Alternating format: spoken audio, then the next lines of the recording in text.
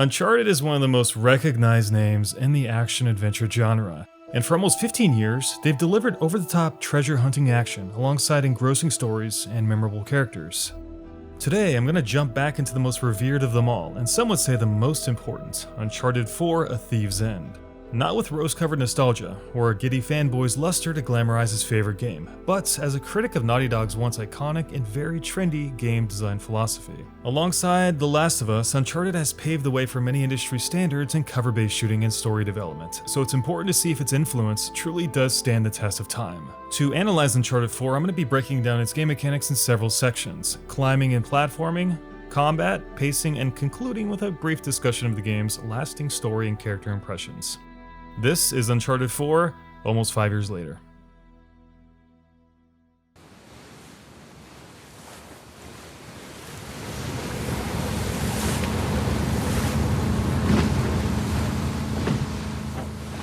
Uncharted's strength has always been its storytelling and spectacle live-action set pieces, but equally important is most certainly the platforming, because climbing sections in Uncharted games account for a huge portion of any of those games. So we're going to start there. A Thief's End brings 3 new platforming mechanics to the series: a grapple rope, the baton, and sliding. Now previously, Uncharted focused mostly on simple climbing mechanics, which were basically akin to point and click, and honestly, they were never really that interesting. Climbing in video games typically goes one of 3 ways. It can be safe and automated, it can be stamina driven, yet still automated, or it can kind of rely on timing or precision, or at the least of which with some element of momentum. One of those options is always more interesting, but it's also harder to design and requires more dexterity from the player, which is why it's the most uncommon. After all, many games are designed to be accessible, and sometimes that means appealing to the lowest common denominator. Uncharted itself has mostly gotten away with it only because it exists along some brilliant exposition. Bridges that collapse underfoot,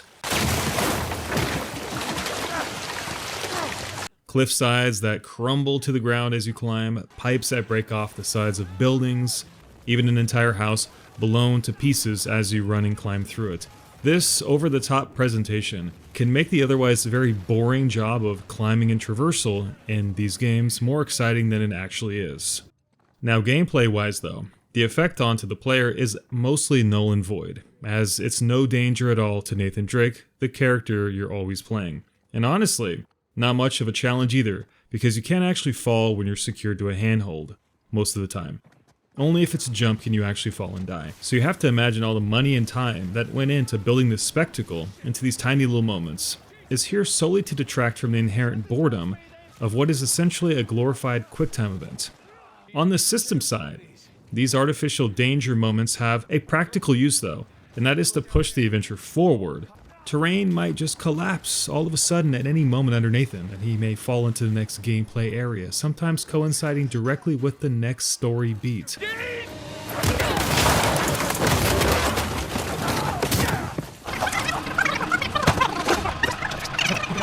Damn, that's pretty convenient, isn't it? This lets the developers and level designers build partial environments, knowing that they won't have to build transitions between them if they go down this route. It's almost like doing a narrative jump cut. Still, its ultimate priority is to make climbing more interesting because frankly, it's inherently not. A Thief's End makes a genuine effort to avoid this by adding in new mechanics that make traversal more interactive and skill-based. 2 things sorely missing from any Uncharted game. But sadly, as I'll mention here in a second, they don't actually use them enough. Uncharted 4's new platforming tools are very welcome and they're all implemented really well, as they require some degree of timing, unlike traditional climbing which has no variables whatsoever. The rope is the first addition, allowing Nathan to hook onto grapples and swing across areas so long as they have their jumps timed correctly. There's also a momentum aspect to this for reaching higher places. I have to admit, the first time I saw this thing in action, I was pretty damn impressed. It's a fun new mechanic because it leads to some very cool interactions with terrain and opens up a lot of possibilities for maneuvering around environments and flanking in combat, which is really important. You even have to take into account the angle at which you throw it in a few different scenarios, which in itself is already miles above the interactiveness, or shall I say non-interactiveness, of Nathan's basic historical climbing. For that reason alone, it's the best new platforming mechanic ever introduced into Uncharted. Now the baton is next, and it's essentially here to give Nathan more control and freedom when climbing because he jams it into a wall and he can make his way to another handhold that you wouldn't have been able to get otherwise. It's fun because it must be timed correctly, and if you miss it, you can actually fall and die. This little tool is the perfect complement to all of Nathan's options when platforming, as it can be used to cover both horizontal and vertical spaces. If you really think about it, it's actually a player-determined handhold, which could have easily been replaced by an actual handhold from a developer that Nathan could have otherwise just used like normal. So its purpose is the same, but the overall effect onto the player is far greater, since the player's interactivity dictates the next platforming move. Not to mention those players have to decide when to jump and when to time its impact. It's similar to a pickaxe you'd see Lara Croft use to scale walls, yet obviously it's much more limited. Still, it's one of the more satisfying new game mechanics, yet sadly, again, it's underutilized for the most part and extremely situational. Finally, Nathan can also slide down terrain, which doesn't sound like anything revolutionary, and it's not. You just get on your ass and ride down some mud or some water, but it does have a nice impact onto the player because it always ends up with the player having to jump to something safe. Again, there is this element of timing here which keeps players engaged. These slides are also integrated in combat arenas to give Nathan more options, perhaps using a mudslide to get to safety after being shot. You gotta understand that Nathan has a very small health pool, and this is a hit scan game, so any mechanic that allows him to move around and reposition during fights is very beneficial to the player, especially on harder difficulty modes. So don't roll your eyes at this mechanic because it's a welcome new mechanic that extends far beyond its platforming. There's also a couple instances, not a lot, but a couple, where these slides tie in to jumping challenges such that Nathan can kind of frog hop across water to reach new terrain. Again, it's nothing far-reaching, but any game mechanic that promotes new experiences, no matter how small they are, by using the same system in multiple ways, or by providing options to players is always welcome.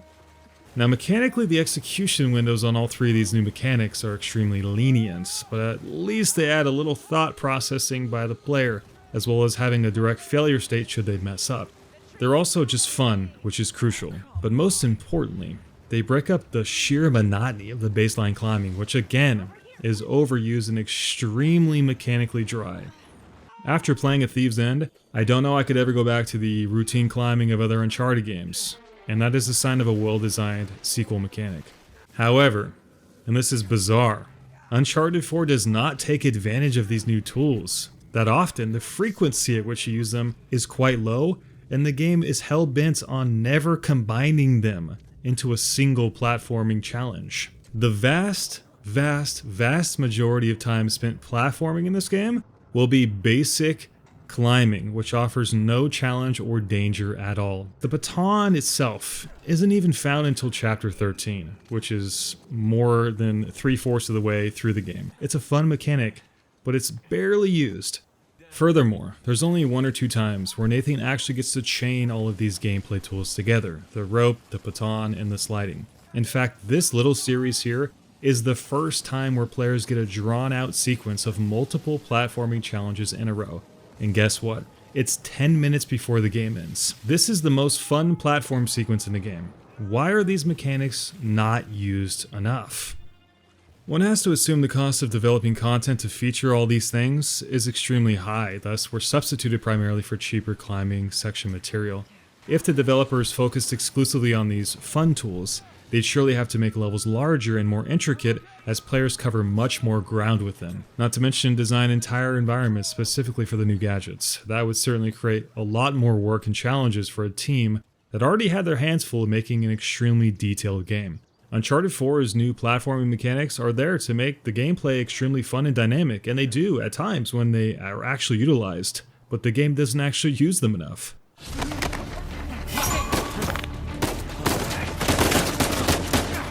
The combat, however, is extremely improved in several areas and is better in every way than the past 3 Uncharted games. The first way this has been improved is with superb level design. A Thief's End encourages dynamic, emergent, creative and spontaneous play more than ever before. Leading up to Uncharted 4, the franchise was primarily known for serviceable third-person cover-based combat that was primarily driven by flat, linear gun ranges and scripted artificial intelligence. Things were improved with Uncharted 3 to give the franchise more systematic AI. Enemies would look for strong positions to hold, and having the intelligence to locate Nathan's last known location during a skirmish. Sometimes it even circumvent Nathan's current location. This was certainly a step up, but far from the level of what A Thief's End offers. Uncharted 4's enemies excel at flanking and swarming. They're aware and they're aggressive. Not very smart, but they're aggressive. This forces Nathan to stay on the move and switch cover and shooting angles as they wrap around him. Combined with the fact that most cover can be shot out fairly quickly, it again encourages a hit-and-run playstyle. Unfortunately, regenerating health has awkwardly returned to Uncharted 4, which clashes heavily with this since you'll want to sit and wait in the safe spot if you're wounded. No physical health bar is placed on screen for players to know exactly when they're going to be dead. The screen rather vignettes and turns red. It's a little bit of a guessing game, and encourages players to hide even when they might not be close to being dead, to refill their health before they reposition in combat, since taking any damage resets the damage state. A simple health kit system like bandages or syringes could have alleviated much of this concern so players could remain in motion more when they're healing, which would solve the issue at least a little bit. Ironically, when the screen dims like this, it's not Nathan actually taking damage, but running out of luck. When his luck runs out, he dies. The developers have stated for reasons of thematics more than anything, that Nathan can only take one bullet, and that is when he dies. So the next time you're under siege in Uncharted 4 from a hail of bullets, just know that none of them are actually hitting Nathan. A little bit of an Easter egg for you guys. Despite the poor healing system, which is borderline archaic at this point, the level design during gunfights promotes a great deal of player options and tactical decisions that players can use to deal with the constant pressure of Uncharted 4's aggressive enemies. There's a couple standout encounters that showcase this, and I think the best are the cliffside fight in the Scotland Ruins, Avery's Tower in Chapter 10, and the elevator fight in Chapter 17. Let's take a look at the elevator fight, for instance. In this fight, Nathan and Elena are ambushed on a moving elevator, and there's really no way to escape. So as the elevator goes up slowly, Nathan has to fight and shoot his way out as he hangs on the side of it, switching angles and taking shots when he can safely jump to nearby cover. Enemies come at you from 360 degrees. It'd be pretty cool on its own, but you've also got a grapple hook to use, cliffs to jump to, and a flanking opportunity to take out the sniper. It's chaotic, strategic, and most importantly, weaves in that intense combat around its platforming mechanics, making it easily one of the better shootouts in the game because of it. Take those suckers out! Uncharted 4's combat succeeds because it offers players so many options while never forcing them onto the player. If you want to grapple on this chandelier and shoot down everything with style, you can. If you want to grab this RPG and blow these assholes up as you swing onto this pirate ship, go for it. These moments feel actually inspired because they take the best parts of the platforming and they fuse it with the game mechanics. Granted, this isn't anything mind-blowing to those who play modern action games, but for Uncharted, this is a huge step forward. Now mechanically, the gunplay has seen subtle tweaks to make it extremely satisfying as well. The series has never been the gold standard in gunplay or gun controls, definitely not, but they really nailed it with A Thief's End. No doubts, increased weapon sway, recoil, and the addition of solid hit markers, they do add a lot to the physicalness of the gunplay. Not to mention extremely detailed and really cool animations like gun straps that jump out over rifle barrels when Nathan draws his gun. They do bring vibrancy to the game, but specifically what I'm talking about is the way the reticule was designed in this title, something that I'm sure many appreciated but few actually noticed, including myself the first time around. This circle, which is different for every weapon as it represents the spread of the projectile, acts as your hitbox guide. So any enemy inside the reticule will get hit by your initial bullet. Sound familiar? Yeah, of course. Well, this is where the similarities end. After you start shooting, that little circle gets grayed out and is replaced by a bouncing white dot, which now represents your actual aim with bullet recoil. This dot continues to jump and dance around with each shot fired, which gives you a clear guide on how and where to adjust your aim for future shots. A precise, moving aim dot that challenges you to follow it while the weapon recoils is not something a lot of third-person cover-based shooters give you. Most of them simply expand the reticule outwards as you shoot or rely on jerky camera shake techniques to replicate weapon recoil. And that isn't something players can actually use to predict their next shots or determine how the recoil is affecting their gun. So most of the time, what do? You go and find a safe spot and spray a wall to see what the recoil pattern actually looks like. This subtle addition makes the gunplay in Uncharted 4 remarkably better than past games because it promotes good shooting and minimizes guessing. This is important for some of the game's tougher enemies that require multiple headshots to blast their helmets off. And I wanted to point this out because it's actually the game's most important mechanical feature, even though it may seem so tiny. Stealth has also been expanded in The Thief's End, and the option to integrate silent kills only enhances the gameplay, though not nearly to the same success. Levels have been designed such that Nathan can sneak through, around, and up and down, especially during the game's more vertical fighting areas. Detection AI could definitely use a lot of work, but it's certainly a lot better than Drake's deception. It's unfortunate, though, that a distraction tool isn't given to Nathan to influence the patrol routes. I mean, a whistle, a rock, hell, anything would be useful. This is a staple in most stealth games, and there's a reason for it, because if you don't have one, you have to memorize guard routes, and that means a lot of waiting around in most cases. The last thing I want to discuss is the story, and the problem I have with the game's overall content mix and pacing. I've left this to the end as it's definitely the most subjective part of the analysis. I'll just get straight to the point. I love Uncharted 4's story, but I do not like how the entire game is crafted and structured as a whole.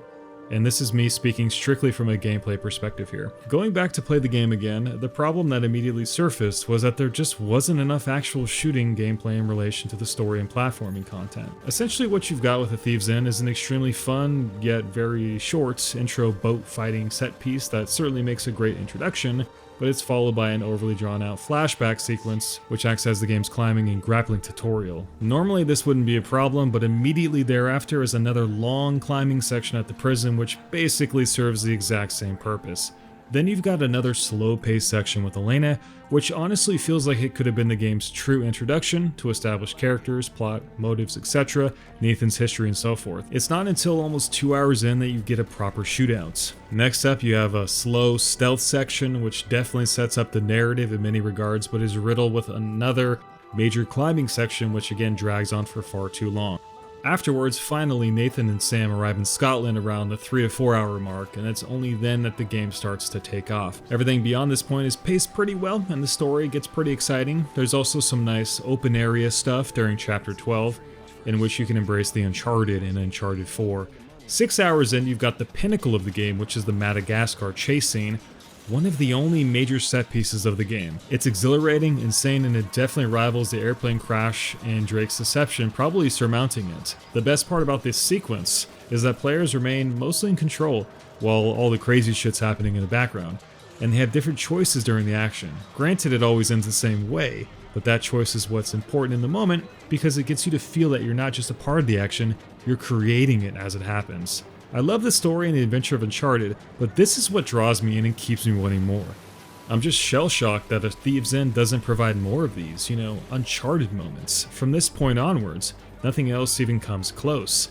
If this is what you're here for, there's nothing to look forward to until you get to Libertaria, but even then, the tower collapse scene is subdued in comparison, and something we've already seen before with the burning chateau and Drake's deception. Not to mention it's restricted and pretty linear. Its main purpose is only to set up the fight with Nadine, in which the resolution is Sam and Drake getting their asses kicked with no way for the player to do anything about it. I understand the more mature tone of Uncharted 4 may have narratively suited less batshit crazy moments as Nathan's getting older and such, but isn't Madagascar why people buy Uncharted games? Why can't we have both? The answer is pretty simple. Uncharted 4 was built to serve its story more than its gameplay. A Thief's End focuses more on the relationship of Nathan and Sam, Nathan's history, and of course, Elena and Nathan's recurring conflict of Nathan running off and just playing Indiana Jones, much to the detriment of the people around him. That's all fine and dandy. The game certainly pays tribute to the franchise by wrapping up these stories perfectly, and with such amazing performances from its characters. It's witty, fun, yet deep, and the characters, Nathan, Elena, Sam, Sully, Rafe, they're truly gripping and they have great screen presence.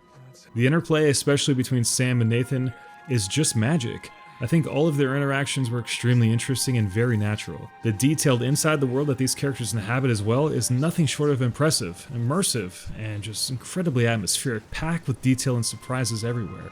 I want to reiterate when I say that the game's story is phenomenal. The craftsmanship on display and the writing and the presentation of the story is superb.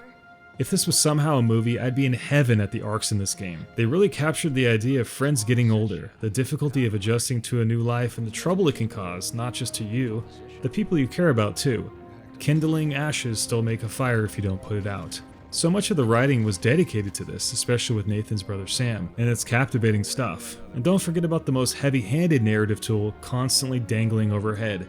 Nathan and Elena, a troubled marriage that hangs by the thread of Nathan's last adventure. It's great. You could probably put the game on mute and just watch Elena's eyes throughout the game. They tell you just about everything.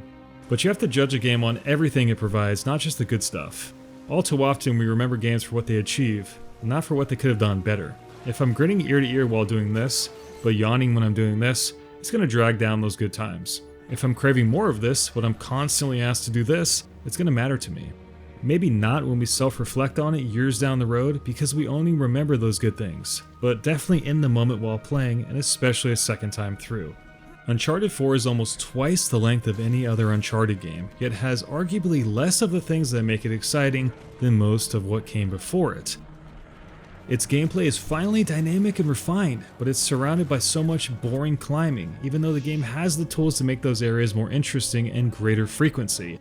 Uncharted grew increasingly mature as the series went on, and with it the tone and pacing became more deliberate and slow to feed its much more human-esque story with Uncharted 4. You could tell Naughty Dog really wanted Nathan's story to come full circle, which is admirable, and it does, but I think that ultimately is what also throws me off with Uncharted 4. It's so different in terms of structure, tone, and pacing from the original trilogy that it feels more like a send-off to a franchise rather than a standalone iconic experience. However, without that change, A Thief's End would never be the game it is. For those looking to close the final page of Uncharted, the finale certainly does that. It brings Nathan's character arc to a very well-written conclusion and is a fine send-off to the franchise. But all the work it takes to get there doesn't necessarily make it better for it when you sit down and play the game to be just strictly entertained. Had they spread out the gameplay more evenly throughout the campaign, I think the overall experience would be better. Uncharted 4 tends to swap back and forth between slow and fast, and the slow sections are always longer, so it doesn't spread them out that well. Maybe it's a side effect of playing a game twice, knowing what's going to happen and wanting to get to the fun stuff. Forced to crawl through the tiresome parts, again, while the exciting bits are just out of reach. I have to assume the developers knew the pacing would be a problem for repeat playthroughs as they included an encounter selection in the main menu. It's common for action games to have a level selection, yet very uncommon for them to break it down by gunfight, so they had to have known. Nevertheless, Uncharted 4 is still an excellent game, especially if it's your first time with it. I think when you look back on a game from the comfort of a cush chair and plenty of time on your hands, it's really easy to nitpick at it. Find everything that's wrong with it because you've already enjoyed everything that's right with it. Those wrong things can become exacerbated because you're impatiently waiting for those right moments to come around. So they become more visible and honestly much more tangible. It makes me wonder if anyone should actually be reviewing games at launch, to be honest, because they're always clouded in a haze of excitement, and that can leave us so absolutely oblivious to their flaws. Then again, that's actually the state at which we derive our true experience from the game. Ground zero, day one, in the heat of the hype, the excitement. If we only ever play it once, that is our first and last impression of it. So perhaps, ultimately, if anything, it's actually the retrospective that is pointless, because its only purpose is to judge something in a light and a time that most people won't ever experience it. Maybe that's what makes retrospective special. Maybe that's what makes them futile. I don't know. What I do know, though, is that I have a profound appreciation for how A Thief's End ultimately ends. Perhaps not this mediocre QuickTime event fronting as an epic sword fight of a final boss, but at least what it means. While it's strange that the game introduces a brand new sword fighting mechanic in its final moments, it offers a window into Nathan Drake as a person. Rafe is the mirror image of Nathan, a fellow treasure hunter, yet for all the wrong reasons. It's the representation of what Nathan would have been if he had everything handed to him on a silver platter. The fight is against Rafe, but it's really against himself. It's the final in a series of historical characterizations in which the only way he's ever going to truly change, for himself, for his wife, for the people around him, is to let his alter ego go, or in this case, destroy, and that is a powerful connection for a game to make without actually saying it. Regardless if you like this ham-fisted sword fight or not, this provides a deep sense of closure to Nathan. I think the main focus of Uncharted has always been to be a platform for us to live out the fantasy of being Indiana Jones. Among Thieves will always be the Uncharted game that makes do on that promise the best. A Thief's End may not be able to fill those shoes, but for what it does, it delivers exactly what it promises. A mature, memorable, and greatly enjoyable story that brings finality to its iconic cast of characters. I'd definitely be lying if I said I wasn't enamored with it when I initially played it. Almost 5 years later, a second playthrough leaves a lot to be desired, but it's still a pretty damn good game all things considered.